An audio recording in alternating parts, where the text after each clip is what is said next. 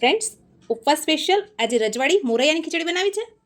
ચાલો એની એકદમ ટેસ્ટી અને બનાવવામાં પણ એકદમ ઇઝી એવી રેસીપી તમારી સાથે શેર કરું છે. એમાં આપણે સિંગતેલ ઉમેરીશું. આ ખીચડી આપણે સિંગતેલમાં બનાવીશું, જેનો ટેસ્ટ એકદમ જોરદાર આવશે.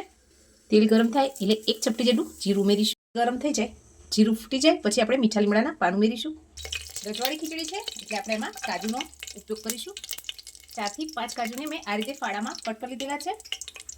શિંગદાણા ઉમેરીશું. કાજુ અને આપણી સિંગ થોડી ફ્રાય થાય પછી આપણે એક કટ કરેલો બટેટો ઉમેરી દઈશું. લીલા મરચાં અને આદુની પેસ્ટ છે એ ઉમેરી સરસ સાતળી લઈશું. સ્વાદ પ્રમાણે મીઠું ઉમેરીશું. ઝીણું સમારેલું ટામેટું ઉમેરી દઈશું. એક વાટકી મોરૈયાને 1 કલાક પહેલાં આપણે પલાળીને રાખેલું છે.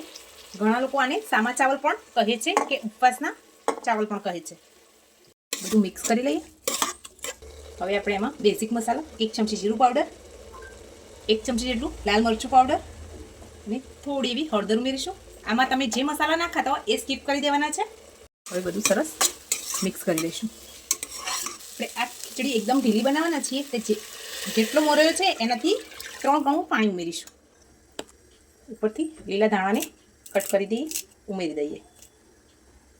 એકવાર મિક્સ કરી ઢાંકણ ઢાંકી હાઈ ગેસની ફ્લેમ ઉપર 1 વિસલ અને મીડિયમ ગેસની ફ્લેમ ઉપર 2 વિસલ આવે ત્યાં સુધી મોરૈયાને સરસ કૂક કરી લઈએ.